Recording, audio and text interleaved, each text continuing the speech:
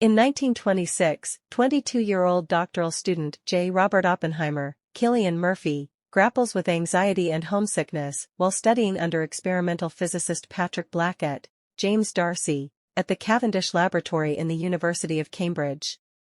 Patrick did not think much of the American Oppenheimer and insulted him every step of the way. Upset with Blackett's attitude, Oppenheimer leaves him a poisoned apple, but later retrieves it. Visiting scientist Niels Bohr, Kenneth Branagh, advises Oppenheimer to study theoretical physics at the University of Göttingen instead. Oppenheimer completes his PhD there and meets fellow scientist Isidor Isaac Rabi, David Krumholtz. They later meet theoretical physicist Werner Heisenberg, Matthias Schweifer, in Switzerland. Wanting to expand quantum physics research in the United States, Oppenheimer begins teaching at the University of California, Berkeley, and the California Institute of Technology. He marries Catherine "Kitty" Puning, Emily Blunt, a biologist and ex-communist, and has an intermittent affair with Jean Tatlock, Florence Pugh, a troubled communist who later dies in an apparent suicide. In this period of his life, Oppenheimer is shown to have leftist-leaning tendencies, and he frequently brings his political thoughts into his classrooms. He was also being investigated by the FBI, though this was unknown to him. He wants to unionize the professors on campus, and this alienates many people who like him for his work. He makes contributions through the Communist Party to the Spanish Civil War. Oppenheimer considered the fascists to be a bigger threat compared to the socialists, which was contrary to the popular thinking at the time, but he never joins the Communist Party formally. In December 1938, nuclear fission is discovered, which Oppenheimer realizes could be converted into a weapon. Oppenheimer was convinced that the atom could not be split, but when the experiment is replicated in the US and results shown to him, he understands the potential for a chain reaction in fission and that this could be used to make a bomb. In 1939, Hitler invades Poland, and Oppenheimer gradually sheds his views on being neutral and wants to help defeat the fascists. In 1942, during World War II, U.S. Army Colonel Leslie Groves, Matt Damon, recruits Oppenheimer as director of the Manhattan Project to develop an atomic bomb. In 1942, Oppenheimer, who is Hebrew, is mainly concerned that the German nuclear research program, led by Heisenberg, might yield a fission bomb for the Nazis. Their only hope is that Hitler considers quantum physics as a Hebrew science and hence might deny Heisenberg the resources needed to complete his work. Oppenheimer asks Groves to build the lab at Los Alamos, to bring together the best scientific minds of the country. He assembles a team consisting of Rabi, Hans Bethe, Gustav Skarsgård, and Edward Teller, Benny Safdie, at the Los Alamos laboratory, and also collaborating with scientists Enrico Fermi, Danny DeFerrari, Leo Szilard, Made Haman, and David L. Hill, Rami Malek, at the University of Chicago. Fermi, Szilard, and Hill achieved the first self-sustaining nuclear fission reaction, also known as the Chicago Pile. Teller's calculations reveal an atomic detonation could trigger a catastrophic chain reaction that would ignite the atmosphere and destroy the world. After consulting with Albert Einstein, Tom Conti, Oppenheimer concludes the chances are acceptably low. Teller attempts to leave the project after his proposal to construct a hydrogen bomb is rejected, since a small fission bomb is required to produce enough force to develop a fusion device, but Oppenheimer convinces him to stay. At the time the US was struggling to produce barely enough uranium or plutonium to even make one bomb.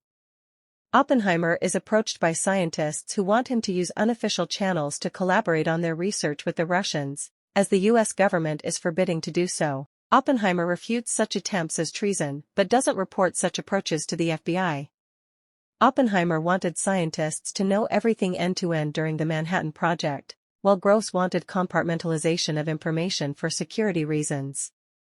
Oppenheimer overrode Groves to have the cross-department meetings, and his own security clearance took its own time to arrive. Groves was livid with Oppenheimer for not honoring the security protocols around Project Manhattan and for trying to treat it like a science project. He even met Jean Tatlock in 1943 while he was working on the project. Boris Pash, Casey Affleck, is the head of security for the Manhattan Project and knew of Oppenheimer's communist leanings. Oppenheimer tells Groves that he lied to Pash with a story about someone from the Russian embassy approaching a person on the Manhattan Project team. But Oppenheimer never shared a name with Pash. To protect Oppenheimer, Groves had Pash transferred to London to keep an eye on the German bomb project. Following Adolf Hitler's death in 1945, some project scientists questioned the bomb's relevance through the Szilard petition. Oppenheimer believes it would end the ongoing Pacific War and save lives. The Trinity test is successful. The test takes place at 5:30 a.m. and produces a force of 18.6 kT when the expected yield was 3 kT. The U.S. spent $2 billion on the project to produce the first atomic bomb, and President Harry S. Truman, Gary Oldman, orders the atomic bombings of Hiroshima and Nagasaki, inducing Japan's surrender. Oppenheimer wanted Truman to brief Stalin before using it in Japan, but Truman does no such thing. The Soviets are threatened, and Oppenheimer believes that this started the nuclear arms race. Though publicly praised, Oppenheimer is haunted by the mass destruction and fatalities. He later meets Truman, and after expressing his personal guilt, Truman berates Oppenheimer as he considers himself responsible for the decision to use the bomb. Oppenheimer urges restricting further nuclear weapons development, which Truman dismisses. Rear Admiral Lewis Strauss is a retired naval officer and high-ranking member of the U.S. Atomic Energy Commission, AEC. Strauss had recruited Oppenheimer as a scientific advisor to the AEC after the war was over. As an advisor to the United States Atomic Energy Commission, AEC, Oppenheimer's stance generates controversy, while Teller's hydrogen bomb receives renewed interest in the middle of the burgeoning Cold War. Oppenheimer says that a hydrogen presented insurmountable technical difficulties and should not be pursued. He instead tries to convince the AEC to control the spread of nuclear weapons around the world. AEC Chairman Lewis Strauss, Robert Downey Jr., resents Oppenheimer for having publicly humiliated him by dismissing his concerns about exporting radioisotopes, which helped other nations build the atomic bomb, and for recommending negotiations with the Soviet Union after they successfully detonated their own bomb. Oppenheimer suggested that US and Soviets should offer concessions to each other not to pursue a hydrogen bomb, as if US builds one, Soviets will have no choice to build one as well.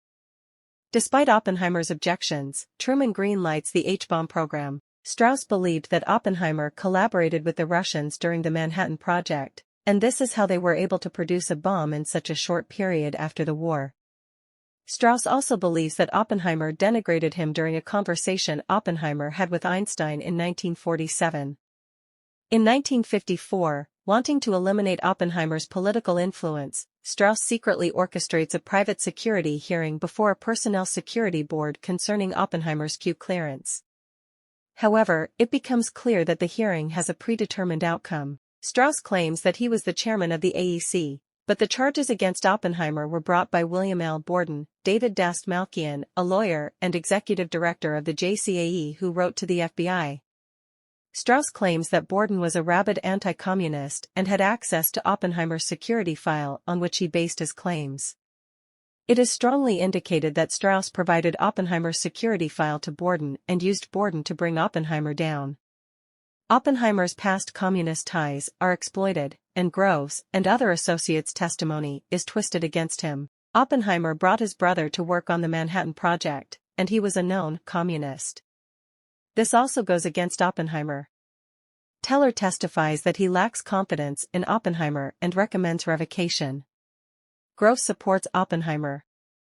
The entire review was done behind closed doors, as an administrative process, with no public hearing and no burden of proof on the prosecution. Roger Robb, Jason Clark, served as special counsel to the AEC at Oppenheimer's security hearing and was appointed by Strauss. He had full access to Oppenheimer's file, while Oppenheimer's attorney didn't have access to his client's file. The board revokes Oppenheimer's Q clearance, damaging his public image and limiting his influence on nuclear policy. In 1959, during Strauss' Senate confirmation hearing for Secretary of Commerce, Hill testifies about Strauss' personal motives in engineering Oppenheimer's downfall, resulting in the Senate voting against his nomination.